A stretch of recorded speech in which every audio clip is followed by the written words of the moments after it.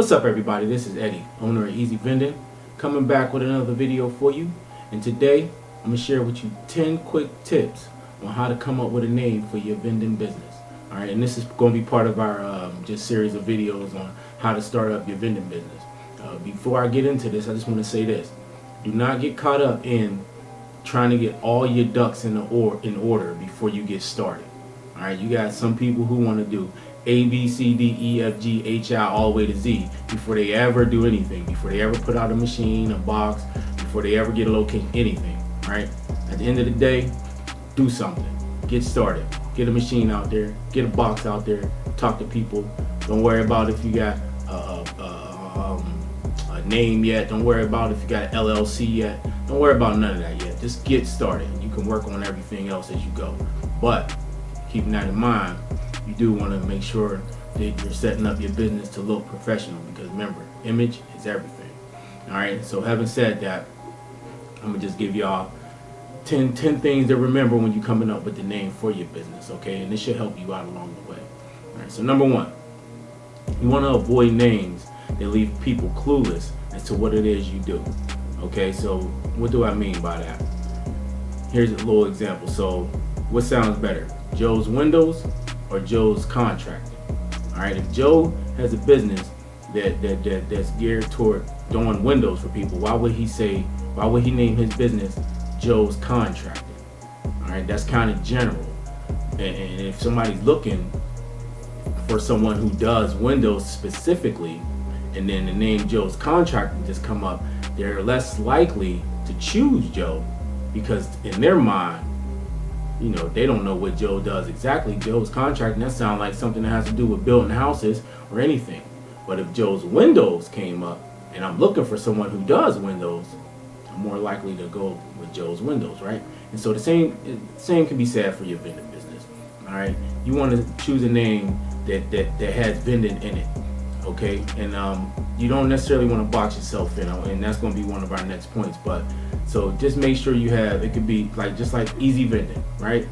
On the other vending channels, you got AFC Vending, you got Integrity Vending, you got Vending His, stuff like that, okay? So if somebody is looking for a vending company, maybe they want a service, maybe they want a machine, and when they do the search, that will come up. Sue's Vending, Mark's Vending Services, whatever the case may be. Just don't make your name too vague. Make it specific, so that people know exactly what it is that your company is about. All right, which brings us to our second point. Your business name should be broad enough to adapt to changes in the organization or the business, okay? Whether that be growth, whether you want to change up your products and strategy or whatever, all right? And you should plan to grow, all right? So like I had just said, you don't necessarily want to say, we'll just use my name. I don't want to necessarily say Easy Bulk Vending Service, or Easy Honor Box Vending Services, or Easy Snack Vending Services, because that might not be all that I want to do. And later on down the road, I might want to change or add on some of my services. And so Easy Vending Services is broad enough to encompass all that. Okay, so of course eventually I want to get full line machines. Eventually I want to get cream machines. Eventually I might want to sell different types of vending supplies and things like that. And so Easy Vending Services, with the tagline Vending Made Easy, that can encompass all of that. So any type of growth, any type of change in strategy, anything like that, that name can encompass that. Okay, so you want to make sure you keep that in mind when you're coming up with your name. All right, so tip number 3, make sure that your name is easy to pronounce and understand. All right, your business should be easy to remember and pass along easily by word of mouth. You don't got to come up with something too long. You don't got to come up with something crazy. Just keep it simple, man. Keep it simple. Keep it simple, stupid. For me, Easy Vending. I wanted the name to be easy. I wanted everything to be easy. So, Easy Vending sticks out. So keep it simple. Don't make this thing too hard. Also, remember this, that you want the name of your business to create a mental image in people's minds. So, for instance, you can use Nike, right? When you see the logo, the swoosh or the swish or the check mark or whatever, what you think? You think Nike. You don't have to see the words Nike to know that means Nike.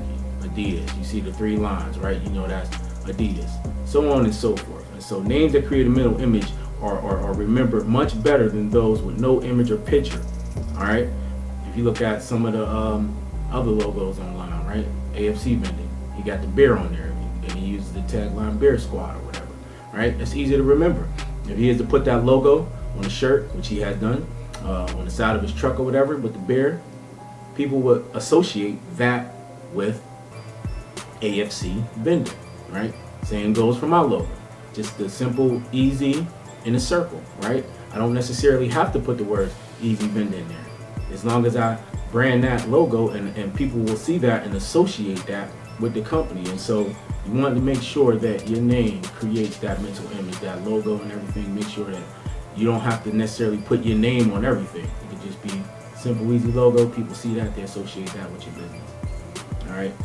Tip number 4, your business name should be at least somewhat unique. You know, don't try to make it. You don't want to make it sound too much like somebody else's business for a few reasons. One of those reasons is that you could end up in trouble legally if your name too closely resembles another business name, especially like a big corporation. And so you don't want to come up with a name that too closely resembles another name, and then you go to file for, you know, incorporation and so on and so forth, and then you can't use that name. Or you don't want somebody to sue you, right? Because your name too closely resembles their name, and this usually happens with bigger companies. All right, so just make sure your name is unique. You can do a search to find out. We'll get to that. All right, so just keep that in mind. Tip number 5. You want to make sure you got a list of alternative names. So just brainstorm some names. Get a piece of paper, maybe you, friend or two, sit down and just come up with a bunch of names. Even if it sounds stupid and corny, man, just write down a bunch of names and then just start narrowing it down. Come up with something you like. Get some input from other people around you and see what they think sounds good to them. At the end of the day, last decision is up to you. But don't just come up with one name and just run with it. Just, you know, throw a bunch out there on the wall, see what sticks, as the saying goes. Tip number 6, definitely don't make your name too long. All right. Names that are too long can be a problem for like signs and marketing purposes when you're coming up with your cards, you know, your shirts and so on and so forth. So you don't need like some long, ridiculous names. Keep it short and sweet, and easier the better. All right, the easier for people to pronounce, the better. Tip number 7. All right, you're gonna make a list of competitors in your industry and determine how you can differentiate yourself from those businesses by name selection. All right, and that just goes back to making sure that your name is unique and that it doesn't too closely resemble anybody else, especially those who are your competitors. Because once you come out and you got a name and you put yourself out there, your competitors are going to be looking for ways to get an edge over you. And if one of those ways to get an edge is that your name too closely resembles theirs, they're going to use that, man, and try to take you out. So definitely want to make sure you got a list of your competitors and make sure that you stand apart from them in name, in mission, in everything. Tip number 8, you want to consider how you want your business to be viewed by the general public and your customers. And so just remember that image is everything. Image is everything. From the name of your business to the creation of the logo to the colors that you choose to represent your business in your logo and all of that. Those things are going to convey a message. Those things are going to, those are the things that's going to stick in somebody's mind. And so you have to consider that when you're coming up with your name, when you're coming up with your logo. All right. And for me, I chose to do the circle just with the EZ because that logo is simple. I don't have to put any words with it. So if I just wanted to slap that logo on anything, it conveys the whole message that I want to convey. I chose the colors of like the bluish green and all of that. It's a soothing color. It's professional color. So you can do research into marketing and branding. Do your research on that. Now, I think I might make some videos. I am going to make some videos on the psychology of marketing and branding because that goes along with our business, right? We're marketing ourselves, okay? You have to brand your business. You got to market yourself. You want people. You got to build trust with people. And so your logo, your business name, your mission statement, all of that is going to convey a message and an image. It can't be messy. It can't be sloppy. People are not going to want to do business with you. You're going to have a very difficult time placing machines, boxes, whatever it is you're trying to do with your vending business, you're only going to make it more difficult if the image and perception of your business is anything less than professional and organized. Okay, friendly service is paramount. Okay, support. People have to know that you stand behind your product. You stand behind your product. Period. You're not that guy who sets up the machine and gotta be called 1,000 times just to come out and fix the machine. Or you're not that guy who people can't trust, you know, that you're actually giving money to the charity that you say you're supporting. You have to build that trust. And that starts with the name, that starts with the logo, with the colors that you choose, all of that. I want my business to convey professionalism. I want people to be relaxed. I want people to know that when they see me, when they talk to me, if they do business with me, if they partner up with me, that they can count on me to get the job done. That when I say I'm partnered up with this specific charity, that I'm actually contributing to that specific charity. All right. And you know, some of that is part of a topic for another video that I'm gonna go through as far as when you branding yourself. All right. But you know, having said that, just make sure that you consider the feel of your business, the image of your business, because that is everything. And so you might want to even talk to other people around you. Talk to those people, get their feedback on what the name conveys to them, what the image or logo conveys to them, what the colors convey to them. How do they feel? What sense do they get when they see a certain color? When they see your logo, what does that convey to them? Get that feedback. You know, it's always better to get feedback from people. In a multitude of counselors, they're safe. Number 9, make sure you check your state regulations and see what the regulations are concerning the name of the business in your state.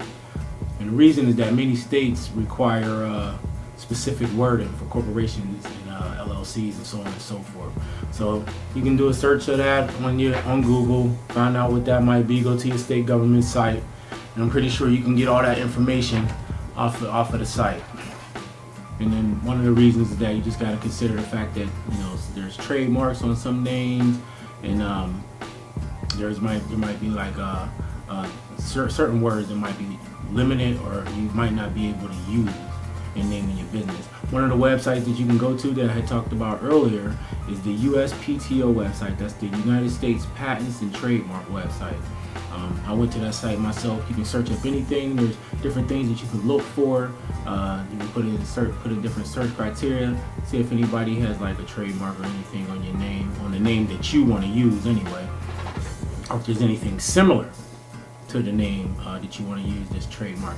It'll tell you if the patent or whatever is still active or not.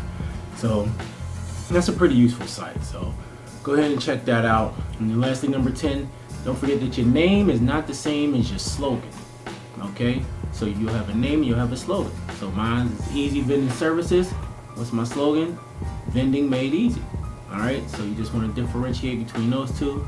You don't want to make your slogan your name and vice versa. And just remember to take naming your business really serious, guys. You got to remember, this is going to be out there in the public domain. You know, this is what you're going to be presenting to people with flyers or brochures, business cards. This is what you're going to be speaking about. This is what you're going to be setting up bank accounts in. So take your time with it, get it right. But like I said earlier, don't wait until you got all that together to start. Start doing your business right now. Start getting machines and boxes. Start putting them out there now. You can work on everything else in the process.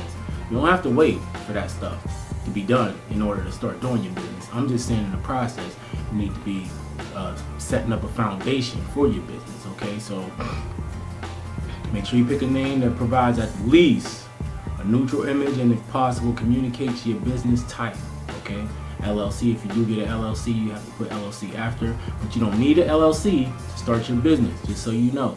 A lot of people want to know if you have to incorporate. You don't have to. You can work as a sole proprietor. As far as insurance goes, that's something you're going to have to check out. I mean, if you're just throwing order boxes, maybe some bulk machines, a few bulk machines, I wouldn't worry too much about that stuff. If you're getting in a full line, that might be a totally different story. But that's just depending on the type of business you're trying to do and what you're doing to get started. You also can go to your state should have a website as well that you can go to and check for different business names in your state. I do know that there are the rules or I guess the law or regulations or whatever you want to call it for business names or different. Okay, so you might be able to have the same name as somebody if they're in a different state, or even if they're in the same state, but it might depend on like size of the business. So like there's a lot of stuff you might want to know. I am not a lawyer, so I'm not about to give you any advice, but you definitely want to do the research on that. I know in my state I went to corporations.pa.gov and I just typed the name of my business and it'll tell me if there's any names that are, you know, similar or the same as my name. You can also enter like different search criteria in there. So that's just I know for in PA, but pretty sure that like in every other state there's probably some similar type of website. Okay, so those are just 10 quick easy tips for you to remember. You can go back through the video, check them, you know, if you need to write anything down. Just make sure, I guess the main point is this, okay? When you're coming up with the name of your business, think about what you want that name to convey, okay? Think about future growth, okay? So you don't want to box yourself in with the name, all right? You want the name, you don't want it to be too general.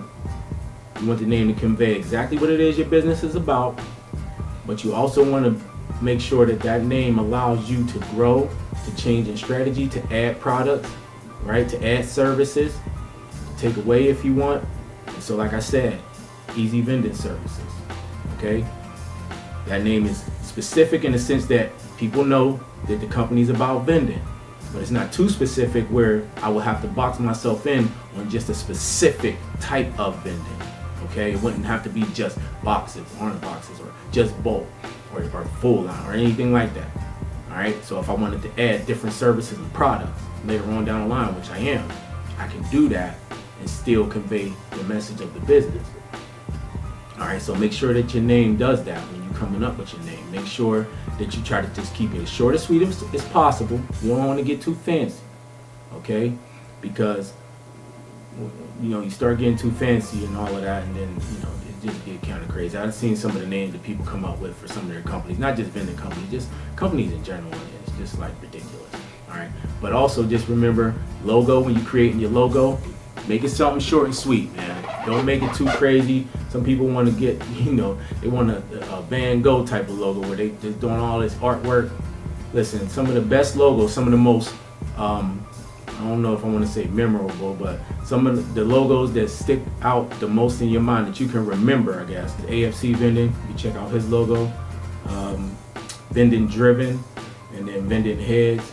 Only reason I didn't bring up some of the other like bigger vending YouTubers, they don't necessarily have like a logo that I've seen. I could be wrong, but their channels kind of got just their names. So like Jaime and, you know, a bunch of the other ones.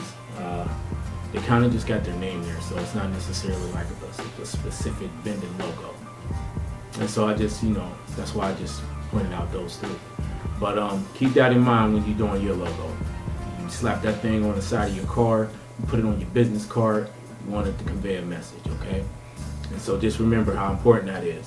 And image is everything. Image is everything.